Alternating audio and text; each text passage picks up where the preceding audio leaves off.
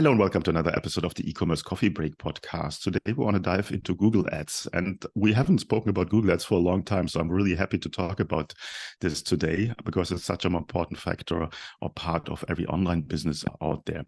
So with me on the show today, I have Kris Beltins. He's the co-founder and partner of aimemedia.com. He has more than 7 years of experience in the world of DTC commerce. He has collaborated with well-known digital marketing agencies and a wide spectrum of e-commerce brands, generating annual revenues ranging from 7 to 9 figures. Kris, as the co-founder of a Google Ads agency, is probably the best person to talk to about Google Ads today. So I'd like to welcome him to the show. Hi, Kris. How are you today? Hey, Klaus. Thank you for having me. Kris, let's dive right into it. Google Ads, big part of every business, but also a complicated part. Give me a bit of an overview, specifically with D2C businesses, what they struggle the most with. I think that the biggest struggle, you mean like with Google Ads specifically, or Yeah. okay.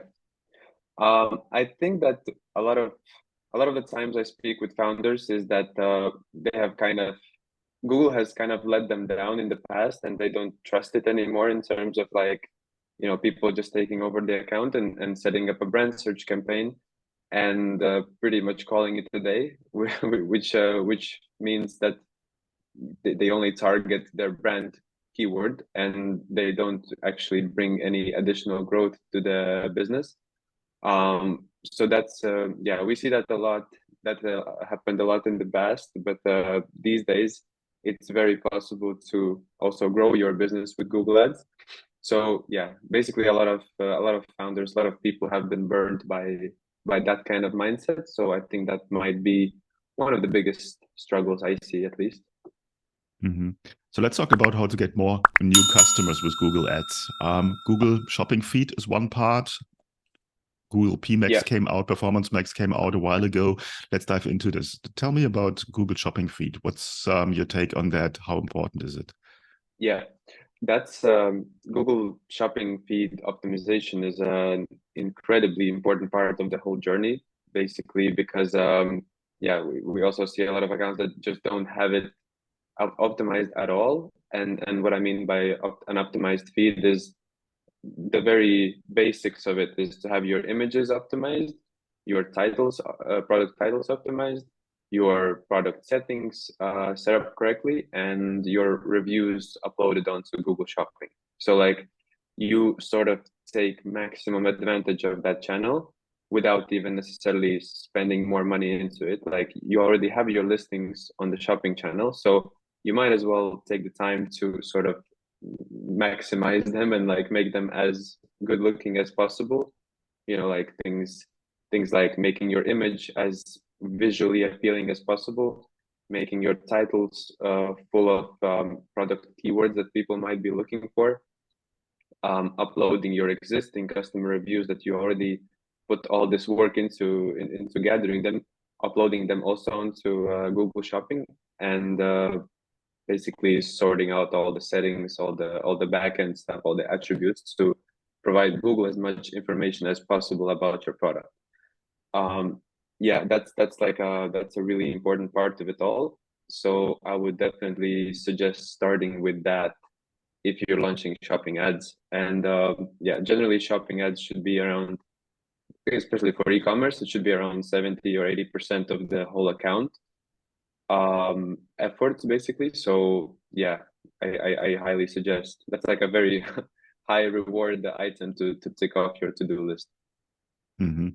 So once you have your shopping feed ready and approved, what's the next step? How do you start driving really traffic to your ads and then hopefully to your store? Yeah. So typically we do the shopping feed optimization first, sort of, alongside with fixing all the Google Merchant Center stuff, because usually the accounts are full of errors or like full of just things not enabled or not set up correctly. So Google Merchant Center and product feed optimization, that should be number one for anybody who's trying to launch Google Shopping ads. And what comes after that is also a very, very crucial part, conversion tracking.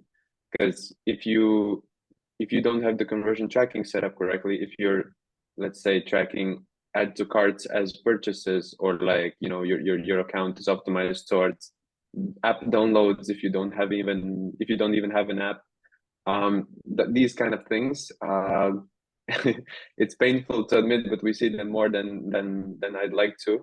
So yeah, this is like a very, very important part of it as well. So these three things are like feed optimization, Google Merchant Center, and conversion tracking is the very, very first thing. And after that, we go into the actual campaign setup, campaign build out. So let's say for a typical e-commerce D2C brand, it would be definitely brand search, because you still want to capture those branded terms, and protect yourself from the competition. However, it shouldn't be more than like generally 10 to 15% of your spend overall in the account. Like, you don't want to put all your budget into it, because that will not bring a lot of incremental revenue growth. So after that, some other types of search campaigns, like generic non-branded, let's say going for generic keyword terms that are like your product categories. For example, if you're selling silver jewelry, campaigns that go for silver jewelry keywords, men's silver jewelry, that like all sorts of variations. But the point of those campaigns is to catch those generic non-branded keywords that are so valuable to your business growth. So that's like the basic search setup. You can get creative with like competitor campaigns or DSA campaigns that are a little bit more automated, but typically it's brand search and some sort of a search campaign that goes for generic keywords. And then we go into, and yeah, for the search campaigns, the budget should be, I would say, like maybe 20 to 30, sometimes 40% of the whole account spent. And for the rest of the account, it's definitely shopping that takes over, and it can be different variations. For example, you can use, as you mentioned before, you can use Performance Max, which came out, I think, more than a year ago by now.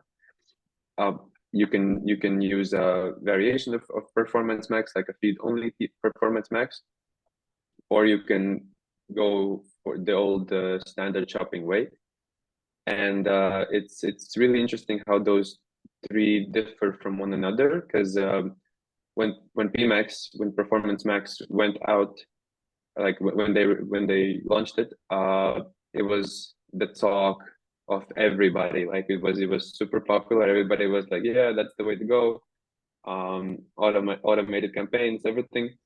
And then after some time, people realized that like it's a little bit of a black box. Like, you don't know as much information as you used to from like old campaigns, like standard shopping or yeah, the typical search campaign. You didn't have any search terms information, or like you really were just like launching ads in the blind.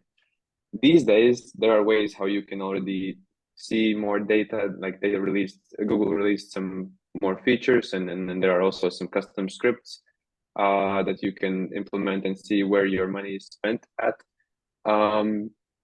So that's pretty cool. But generally, also people realize that based on the results, when we had more view into it, that Performance Max is really good at blowing up your ROAS and showing you great numbers while not really growing your business that much, because it's yeah, it really goes for remarketing audiences. It really goes for the lowest hanging fruits. It gets those conversions. It does a great job at it, but if you're looking for new customer growth, if you're looking for top of funnel growth, Performance Max is most likely not the way to go these days. And yeah, I hear more and more people moving their clients, their accounts away from that. So that's something to keep in mind, I suppose. Yeah, that's generally for the shopping. That's why we go into the standard shopping route. I would say that most of our efforts go into standard shopping.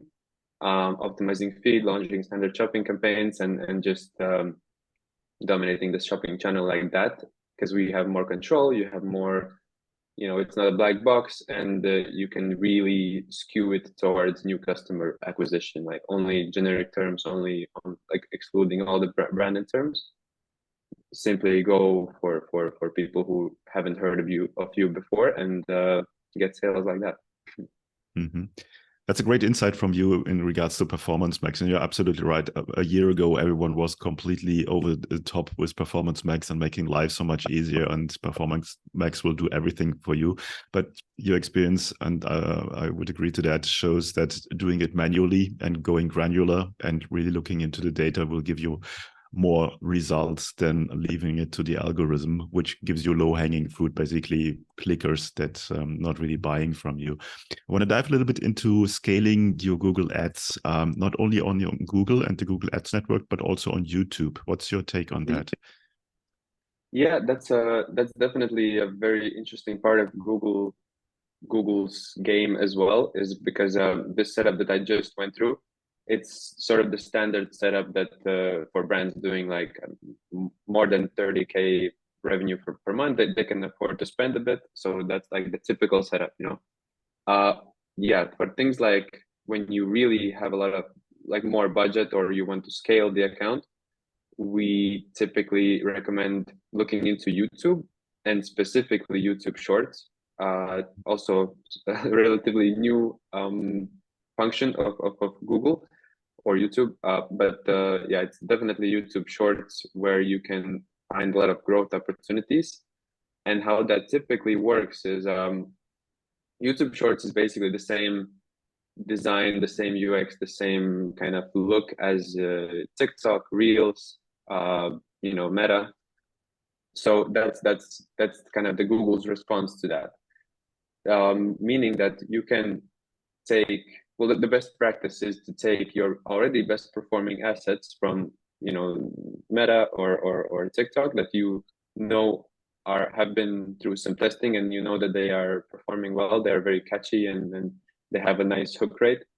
You can just upload them onto YouTube as well.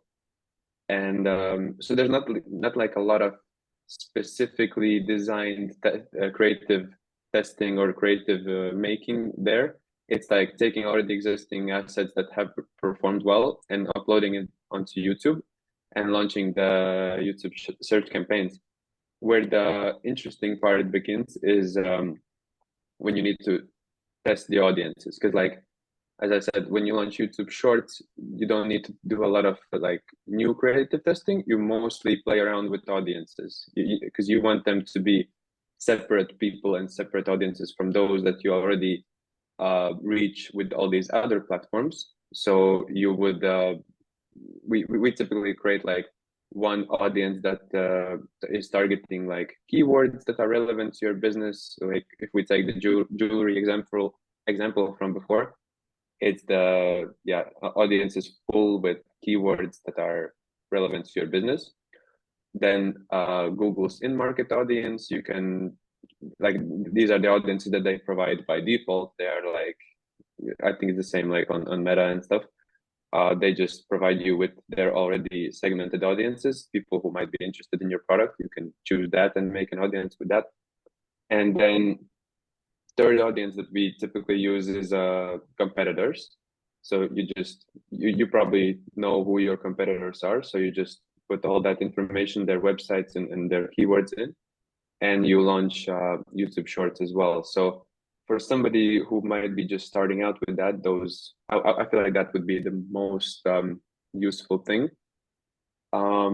What is really important to keep in mind with YouTube ads and YouTube Shorts is that it can get really expensive, and you really need to let it run for a while. So like we typically recommend like 4 times your CPA as a daily budget for just that campaign, and run it for at least a month without even looking at the return, basically. So because yeah, I know that's the reaction we get most of the time. But it really, Google is not like other platforms. It really needs more time to optimize in general. Even when we're talking like shopping or search, it takes its time with the optimizations. But now with YouTube, it's even more, it's even more painful sometimes, because you really need to just like close your eyes for a month and let it run. And then after that, you can only say that you've tested it if you've done it for at least a month or even two, at a solid budget rate. So yeah, that's pretty much how it looks like with YouTube. Okay, so that's a bit more of an advanced strategy. People are also already having a problem with the 50 conversions in 7 days on Meta. But if you have to wait for a month before you can make a decision, that's really, really painful. I want to go a little bit into the attribution model. A lot of traffic is coming in the first place from other channels, and then people, before they buy, they might go to Google. So they see an ad, I don't know, in Meta, Instagram, or whatsoever, a few times. Then they start searching for the brand or whatever on Google, and then somewhere the conversion happens. What's the best model, or what's your take on what kind of attribution model to use to track conversions and to track where the traffic is coming from? Yeah, that's a really interesting topic. I think this topic has been around ever since iOS 14, and people are still trying to figure it out, and then kind of getting to the gist of it. But you're absolutely right. Like Google sometimes, maybe even most of the times, is used as a second channel. So maybe, I talked about new customer acquisition, and it's possible, but still sometimes Google is used as just another click on the whole like customer journey. So you need to take that into consideration. And how we typically use how I or we typically do it is through attribution platforms like Triple Whale or Northbeam. So those platforms basically have their own integrated pixel, and they can track where the customer journey has gone through, basically, where is the first click coming from, what happened later, what pages did they visit, and where the actual conversion came from, which campaign, which ad, all that stuff. So these days more than ever, I think people look at the overall business situation, like the overall MER, like money in, money out kind of a thing. So you can, my suggestion is look at Triple Whale, Northbeam, these kind of platforms, like study them, what happens throughout your customer journey, because that can also depend on your product a lot. If it's like a high ticket thing, like $1,000 AOV, it's definitely going to take more than one click. If it's your classic, e-commerce 100 something AOV, might be also just one click thing. But yeah, take a look at those, and then we also just look at the overall store revenue. Like if we launch a new campaign and we're spending like 20,000 extra per month, we better see a lift in Shopify revenue, because if we don't, then it's a problem. And we've had that in the beginning of PMax, that like we were spending a lot of money there, and sometimes it was performing really well, but sometimes we would increase the budget and we would have spent more, but the overall Shopify revenue would just stay the same. And that's obviously a problem. So yeah, I feel like these days you need to be much more mindful of the overall business situation, and you need to look into other solutions like these third-party attribution tools. And the truth is somewhere in the middle. I don't think you can trust any data at face value anymore. You need to jump through attribution models like first click, last click, and just kind of see where you're at approximately, and can you keep going with these sort of numbers for your business. That's the most that's the best. Okay. It shows you already, we might have lost a few listeners with attribution model, because it shows you how complicated and how technical Google Ads overall is. And it's not Google Ads, it's Google Merchant Center, it's Google Analytics, and so on and so forth. So there's more tools that us play into this whole game. Now, how do you help, or where do you start working with your clients when they come on board? What's the first thing you do with your clients? Yeah. So our process is always we do an in-depth audit, either before we're already starting working with them or after we've signed, is the full audit of Google Ads, analytics, what's the situation there, Google Merchant Center, conversion tracking, feed optimization. I think that might be like the very most important things. And then we just we see where the biggest missed opportunities are, and typically it's with conversion tracking or Google Merchant Center errors or the whole account being like branded on branded terms. So we then our SOPs start with fixing the conversion tracking, fixing the Google Merchant Center situation, and then going into the actual campaign strategy and campaign build out. So we see where, you know, which campaigns need to be turned off, what needs to be done, and yeah, what needs to be done to really achieve those goals that the client is looking for. Not just yeah, it's a lot of cleaning up at the beginning, and then once we, you know, kind of have our setup ready, we let it run for a bit with some daily, weekly, monthly optimizations. But typically we try not to touch it, like we try not to disturb it too much. Like, as I said, Google needs time. So if we're gonna launch a YouTube campaign, we're not gonna touch it except for the optimization. Like, we're not gonna pause and run it again. It's just letting it do its thing. So I would say that's typically the way we work. Okay. Are there any specific niche or verticals, or in other words, who's your perfect customer? That's a great question for Google as agency, because Google is definitely not for every business, and there are certain types of niches that are working much better for Google. So it's as simple as, when you're looking for something, when do you go on Google to search for it? So things like I don't know, off the top of my head, like, let's say the same jewelry, bedding, solutions wear, like that kind of stuff, that, or like something high ticket, like, you know, high ticket technology, something that you really need to search for and do your research for before buying, because that's not it's not like Facebook or like Meta, where you're scrolling and your pattern gets interrupted and you're like, oh, this is interesting, like let me check this out.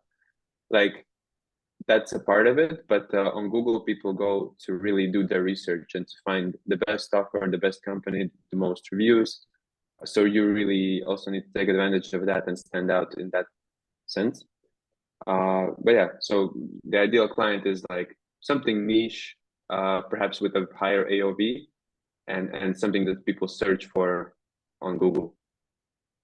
Mm-hmm. No, makes perfect sense. Tell me a little about your pricing structure. How does that work? We typically we charge based on ad spend. We have a flat fee, plus we charge based on ad spend typically. Yeah, that's in a nutshell. But it also depends on where your business is at. We only like to work with established e-commerce businesses who actually need Google, and for who it makes sense to have Google. So we don't really like to take smaller accounts and that kind of stuff. So yeah, I think that's our pricing structure pretty much. Mm-hmm. I want to touch a little bit on AI, because that's in everyone's mind right now. How do you Yeah. think AI will influence ad strategy going into the future? Mm, I think we will see more stuff like Performance Max, where you don't like, if you compare today's Performance Max to like standard search 10 years ago, you really, like, you needed to do much more manual stuff and like changing the bidding and like that kind of stuff. You still need to do it today a little bit, but mostly today the human touch is the actual thinking behind it, and the strategy and the experience, and knowing which buttons to press at what time and which buttons not to press. So I think we might see still a more like automated approach, but yeah, I think there's an opportunity more for like strategy thinking and like the overall yeah, business growth basically. Okay, sounds good. Before we come to the end of the coffee break today, is there anything that you want to share with our listeners that we haven't covered yet? No, I think we did a pretty good Google Ads covering session. I guess just the main part is that what I said in the beginning, that Google is no longer just a tool for, bottom of funnel. You can really grow. You can use it as an additional new customer revenue growth tool, and it's getting better and better with it every day, with all the YouTube shorts and all the new stuff they're coming out with. So yeah, definitely don't sleep on it. I've been to conferences where they have like one talk about Google Ads and 50 talks about Facebook ads. So I feel like people sleep on Google sometimes. Okay, That's my that's kind of message. that's kind of weird. I mean, Google Ads are around for more than 20 years, and I think they Yeah. should be a stable pillar within every marketing strategy. Kris, where Yeah. can people find out more about you guys? LinkedIn is the best, I suppose. Me and my partners are more active there. So LinkedIn, or yeah, or our own website, my Instagram. But let's say mostly LinkedIn. Okay, cool. I will put all the links in the show notes, then you're just one click away. Kris, thanks so much for your time today. I think that was a very good overview on how you can use Google to generate new traffic, new business. And as said, it should be a part of every marketing strategy. Thanks so much and have a great day. Thank you. Hey, Klaus here. Thank you for tuning in to another episode. Before we wrap things up, I've got a couple of important points to share. Firstly, if you have enjoyed today's episode and want to support the show, here's a simple way to do it. Help me out with that algorithm magic by liking, commenting, and subscribing on your favorite podcast app. And if you're feeling extra generous, leaving a rating would be great. Your support helps me bringing more impactful guests on the show, and it makes it easier for others to discover the podcast. Secondly, I want to talk about to all your business owners out there. Here's a question. Are you tired of juggling everything in your business while struggling with your marketing tasks? Fed up with hit and miss experiences of hiring freelancers or agencies that don't quite get your vision? But perhaps you're not ready to commit to a full-time in-house marketer just yet. Well, I've got a solution for you. Introducing our fractional marketing team. My team and I provide top-notch experienced marketing professionals to become an extension of your business. Not only will they save you up to 50% on cost compared to traditional hires, but they also take care of all this time-consuming, repetitive and complex marketing tasks that have been holding you back. And this way, you can concentrate on what truly matters, the core of your business. To learn more about how we can help you to scale up your online sales with a fractional team member, head over to our website, smart-ecommerce-marketing.com, or reach out to me directly and I'll get you the details. You will find the links in the show notes. Thanks for being a part of our podcast community, and remember, your support means the world to me. Until next time, see you then.